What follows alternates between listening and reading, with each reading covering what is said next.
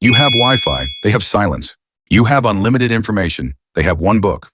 You have productivity apps, blue light glasses, and 5 different systems. They have a wooden desk. And 4 a.m., guess who masters their mind first? You think monks are slow, detached, out of touch? Wrong. For over 1,000 years, monks have trained attention like athletes train muscle. While you're checking notifications, they're rewiring their brain. And by the end of this video, you're going to understand exactly why their system works and why yours doesn't. Chapter 1. The Violence of Silence. Most people think focus comes from trying harder. Wrong. Focus comes from removing choice. You wake up, you choose between email, YouTube, Instagram, news, coffee, messages, micro decisions all morning. Decision fatigue before breakfast. Monks don't choose. They follow structure.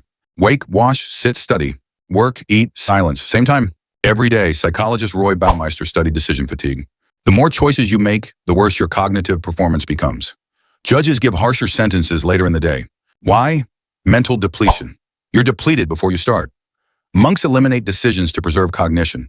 Cal Newport calls it deep work, sustained, distraction-free concentration. But here's what you missed. Deep work isn't about intensity. It's about environment design. Monasteries were built for cognitive dominance. Stone walls.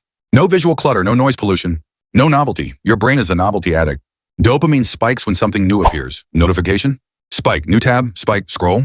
Spike. Monks starve novelty. At first it feels like torture. Then something shifts. When novelty disappears, baseline dopamine resets. Ordinary reading becomes stimulating again. A single page holds your attention. That's neuroadaptation. You think monks are disciplined? Wrong. They engineered temptation out of existence. But here's the problem, though. Silence alone won't make you smarter. You can sit in a quiet room and still think about nonsense. So what are they actually doing in that silence? Chapter 2. Cognitive compression. Most people study horizontally. More books, more courses, more podcasts, more summaries. Monks study vertically, one text. For years, in Zen monasteries, students meditate on a single koan. One paradoxical question, for months. Sometimes years, sounds inefficient. Wrong. Cognitive psychologist George Miller discovered working memory holds about 7 items. That's it. Overloaded and comprehension collapses. Modern students drown in horizontal expansion. Monks compress. They revisit the same material repeatedly, extracting deeper layers each time. It's chunking at an extreme level. K. Anders Ericsson, who studied deliberate practice, found experts don't consume more information. They reorganize it into tighter mental models. Monks do exactly that. They reduce entire philosophies into embodied principles. Instead of memorizing 200 pages on discipline, they practice one ritual daily at the same time. Principle encoded through behavior. You highlight sentences. They live them. Big difference. And here's something else. When you re-expose yourself to the same material after struggle, your brain flags it as important. Robert Bjork calls this desirable difficulty. The struggle strengthens encoding. Monks intentionally wrestle with ambiguity. You avoid confusion. That's why they go deeper. But here's the thing, though. Depth without retention is useless. You can understand something profoundly and forget it next week. Monks solve that too. Chapter 3. Embodied memory. You think memory is mental? Wrong. Memory is contextual. Hermann Ebbinghaus mapped the forgetting curve. Without reinforcement, you lose most of what you learn within days. Modern students cram. Monks ritualize. Ritual creates repetition without willpower. Same place. Same posture. Same time. Context-dependent memory research shows recall improves when environment matches encoding conditions. Monks study and recall in identical settings daily. Their entire monastery is a memory palace. You study at your desk, recall during an exam in a different room, different stress level, different posture, mismatch. Monks synchronize state. They chant, they walk slowly. They breathe in patterns. That rhythmic breathing regulates the autonomic nervous system. Lower cortisol, higher prefrontal cortex stability. In plain English, better thinking. Stanford research on embodied cognition shows posture influences confidence and recall. Monks kneel upright for hours, spine aligned, alert but calm. You slump over your laptop like a shrimp. Then you wonder why your brain feels foggy. Posture is not aesthetic, it's neurological leverage. But here's the deeper layer. Monks teach immediately. See one, do one, teach one. Sound familiar? The protege effect shows that preparing to teach increases retention dramatically. Students who expect to teach outperform those who expect to test. In monasteries, senior students mentor juniors constantly. They explain doctrine daily. You learn privately.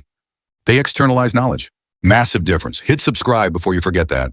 But we're not done, because even if you copy their silence, compression, and ritual, you still live in the modern world. Notifications exist, deadlines exist. Chaos exists, so how do you apply this without moving to a mountain? Chapter 4, the artificial monastery. You don't need vows, you need constraints. Most people try to add productivity tools. Wrong. Add subtraction. Delete social media from your phone for 6 days a week. Keep it Sunday if you're weak. Set fixed study hours. Same time daily, non-negotiable. Wear the same headphones during deep work sessions. Same playlist. Condition your brain. Chew the same gum flavor while studying. Context anchor. This is classical conditioning. Pavlov wasn't training dogs for fun. He was mapping associative learning. When the environment repeats, the brain automates entry into focus. You won't need motivation. You'll need a trigger. Monks ring bells. You set timers. Same principle. And here's the brutal truth. Most people fail because they chase stimulation. Monks embrace boredom. Boredom is the gateway drug to mastery. When external stimulation disappears, internal cognition strengthens. Default mode network activates. Insight emerges. Studies show creative insight often appears during low stimulation states.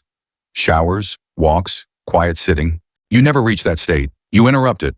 But here's the final problem. Even if you master focus, even if you compress knowledge, even if you ritualize learning, you still might aim at the wrong target. Monks don't study randomly. They commit to a single path for years. Modern students switch goals every month. New language, new course, new ambition. Shiny object syndrome. Constraint creates mastery. Scarcity increases depth. One subject, 6 months, non-negotiable. Average people diversify too early. Experts specialize brutally.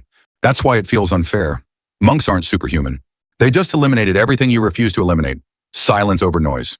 Depth over volume. Ritual over randomness.